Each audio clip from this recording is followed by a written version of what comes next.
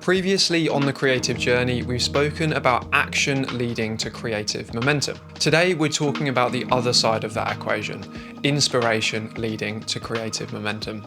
Welcome back to topic 4 of the creative journey, natural inspiration.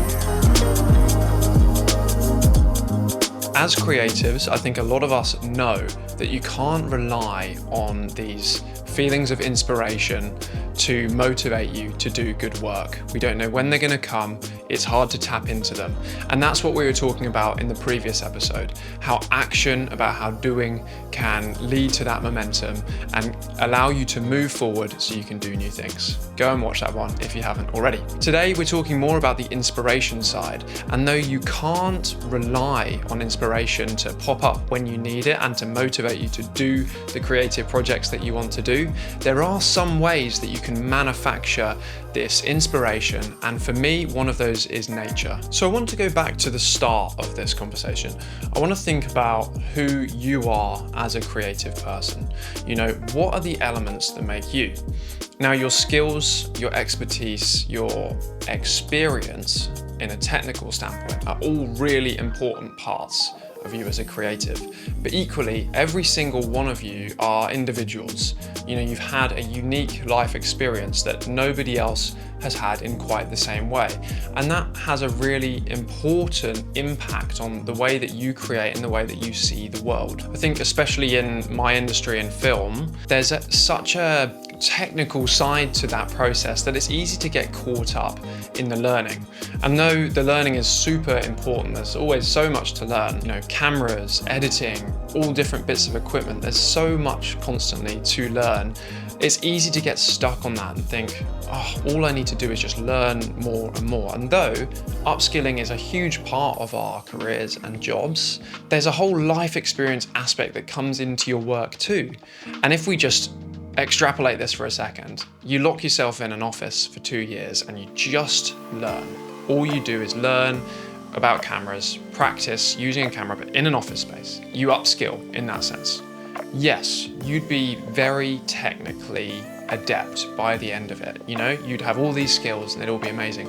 But equally, you wouldn't have furthered yourself as an individual, from a life experience standpoint at all. This is a very roundabout way of saying the things that you do, the places that you go, the parts of the world that you see are as important as those technical skills.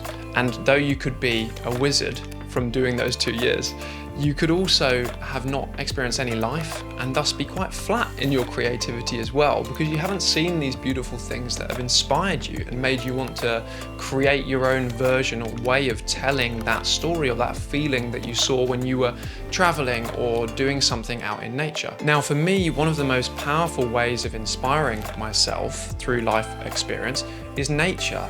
You know, getting out in nature that makes me feel this sense of awe for the world. That does so much for me in terms of inspiration.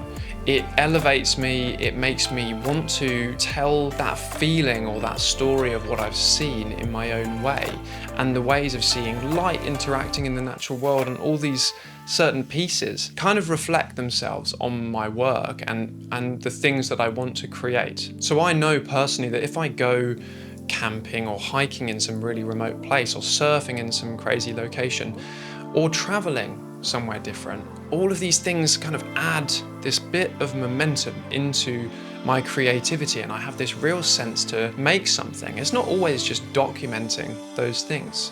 It can be after the fact. You know, that 5 days here can lead to wanting to make something very different, but it kind of gives you a little bit of a boost. That's going to be different for each of us. You know, we all have our own things that inspire us, but I still think that you can sit and technically learn lots by locking yourself away and not experiencing life, but those things, those outdoor experiences add so much as well. So I think really the ultimate combo is to do what we were speaking about in the last topic, create that momentum by doing actions, you know, making things happen. Second, get out in the world when you can, go and experience. It doesn't have to be some crazy trip. It could be drive an hour from home and hike somewhere that's beautiful, or go and experience something new.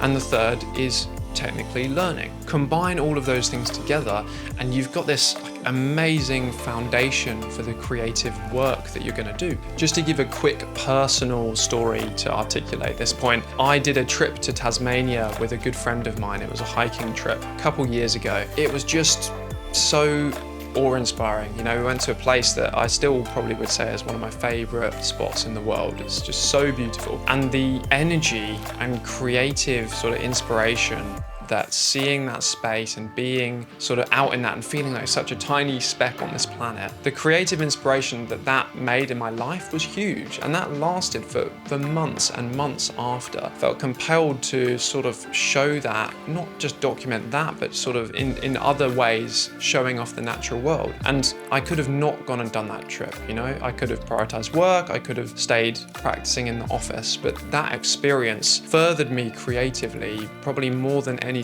else could have done at that time. So I think the long and short of it is figure out what things give you that feeling of awe.